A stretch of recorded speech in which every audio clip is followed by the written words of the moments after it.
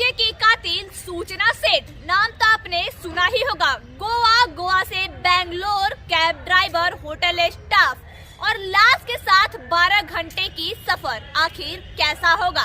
तो हम आपको शॉर्ट डिस्क्रिप्शन में बताएंगे सूचना सेठ और लाश के साथ 12 घंटे के सफर के बारे में। बात है 6 जनवरी की। सूचना सेठ गोवा के एक होटल में 6 जनवरी के दिन चेकिंग करती है और 7 जनवरी के रात 12 बजे चेकआउट करती है। 11 बजे आके होटल के स्टाफ से कहती है कि मेरे लिए कैब बुक कर दो, मुझे बेंगलोर निकलना है अर्जेंट।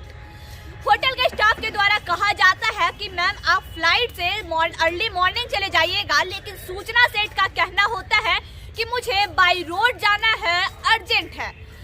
होटल के स्टाफ के द्वारा सूचना सेठ के लिए कैब के इंतजाम भी किए जाते हैं, लेकिन जब सूचना सेठ 8 तारीख यानी कि 8 जनवरी को जब होटल से चेकआउट करती है तो उनके साथ उनका 4 साल का बेटा नहीं होता है। ये होटल स्टाफ के लिए शॉकिंग होता है, लेकिन होटल स्टाफ को सूचना सेठ गुमराह करते हुए चेकआउट करके होटल से बाहर निकल जाती है। होटल स्टाफ जब होटल की क्लीनिंग के लिए जाते हैं रूम में, उसके बाद होटल स्टाफ को कमरे में खून के धब्बे और कुछ ब्लड क्लॉट्स भी मिलते हैं, जिसके बाद होटल स्टाफ इंफॉर्मेशन देता है गोवा पुलिस को कि हमारे होटल में एक लेडी रुकी हुई थी सूचना सेठ नाम की, जिनके साथ एक 4 साल का बच्चा होटल में चेक इन तो करता है लेकिन चेकआउट नहीं करता है और उनके कमरे से खून के धब्बे भी हमें मिलते हैं। जैसे ये जानकारी गोवा पुलिस के पास जाती है, गोवा पुलिस तुरंत एक्टिव हो जाती है और कैब ड्राइवर के नंबर से लेके गाड़ी नंबर तक निकलवा देती है। गोवा पुलिस उसके बाद कैब ड्राइवर को फोन करती है और बोलती है कि मैं गोवा पुलिस से बात कर रहा हूँ, आप रिएक्ट नहीं कीजिएगा कि आपकी बात कोई पुलिस वाले से हो रही है, आप बस हमारे सवालों का जवाब हाँ या ना में दीजिएगा। जो आपके कैब में लेडी बैठी है उसको शक नहीं होना चाहिए। कैब ड्राइवर भी ठीक उसी तरीके से करता है। पुलिस वाले पहले सवाल करते हैं कि क्या आपके कैब में एक लेडी के साथ 4 साल का बच्चा है? कैब ड्राइवर का कहना होता है नहीं। उसके बाद पुलिस वाले पूछते हैं कि क्या लेडी के साथ एक सूटकेस है? कैब ड्राइवर का जवाब होता है कि हाँ। उसके बाद पुलिस वालों का कहना होता है कि आप अपने नजदीकी पुलिस स्टेशन में जाइए और गाड़ी को लगा दीजिए और पुलिस को इन्फॉर्मेशन दीजिए, क्योंकि आपके कैब में जो महिला बैठी हुई है उनके सूटकेस में एक लाश है। जी हाँ, बिल्कुल जैसे ही कैब ड्राइवर के कानों में ये बात जाती है कि जिस सूटकेस को वो होटल कमरे से निकाल के अपने कैब में रखा है, उस सूटकेस में एक 4 साल के बच्चे का लाश होता है और लाश के साथ 12 घंटे तक का सफर तय हो जाता है। आपको बता दें, जैसे ही कर्नाटक और गोवा सीमा पे कैब पहुंचती है, एक लंबा जाम लगा हुआ रहता है। कैब ड्राइवर जाता है, प्रशासन से पहले पूछता है कि जाम कितने देर में खत्म होगा। प्रशासन के द्वारा बताया जाता है कि 4 घंटे लगेंगे, लेकिन कैब ड्राइवर आके सूचना सेठ को बताता है कि 5 घंटे के बाद मैम ये जाम खत्म होगा, लेकिन सूचना सेठ का कहना होता है कि हमें कोई जल्दी नहीं है, आप हमसे ज्यादा पैसा ले लेना लेकिन बाय रोड ही हमें ले चलो। जिसके बाद कैब ड्राइवर के मन में तरह तरह के सवाल आने लगते हैं। गोवा और कर्नाटक बॉर्डर पे जो जाम मिला था, जिसके बारे में कैब ड्राइवर ने सूचना सेठ से जिक्र किया था, आपको बता दें ये बाकायदा गोवा पुलिस से बात करने के पहले की घटना है। जैसे ही कैब ड्राइवर की बात गोवा पुलिस से होती है, उसके बाद कैब ड्राइवर लगातार पुलिस स्टेशन को तलाशने लगता है और उसके बाद गाड़ी एक ढाबे पे रुकती है। ढाबे पे रोकने के बाद कैब ड्राइवर के साथ बैठा हुआ व्यक्ति ढाबे पर जाके पूछता है कि क्या आसपास में कोई पुलिस स्टेशन है? ढाबे वाले का कहना होता है कि सर्विस लेन में जाइएगा तो 500 मीटर बाद ही आपको पुलिस स्टेशन मिल जाएगा।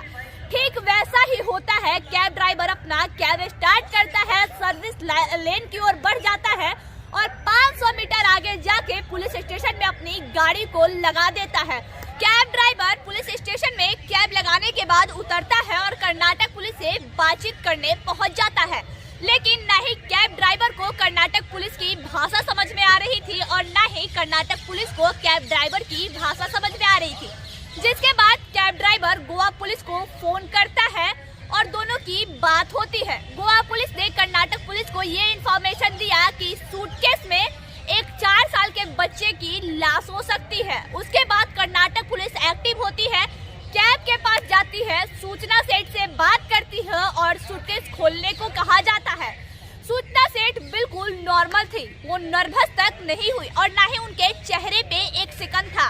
सूचना सेठ सूटकेस खोलती है। सूटकेस में पहले कपड़े अच्छे से अरेंज करके रखे होते हैं, जिससे लाश का अता पता नहीं चलता है। लेकिन कपड़े को हटवा के कर्नाटक पुलिस जब देखती है तो उसमें 4 साल के बच्चे का लाश मिलता है, जिसके बाद कैब ड्राइवर हक्का बक्का रह जाता है ये सोच के कि 12 घंटे का सफर उसने एक लाश के साथ तय किया।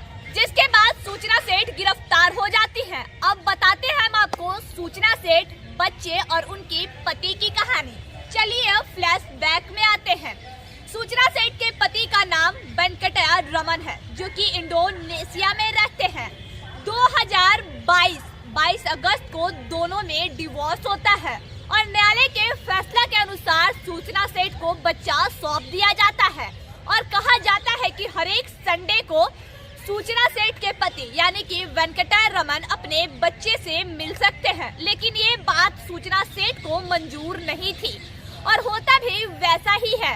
हर एक संडे को इंडोनेशिया से सूचना सेठ के पति अपने बच्चे से मिलने आते थे और उनके बच्चे से बात आखिरी 6 तारीख को होता है और बच्चा फोन पे पूछता है कि डैडी कब मुझसे मिलने आ रहे हो, और डैडी का जवाब होता है कि बस मैं अगले दिन ही तुमसे मिलने आ रहा हूँ।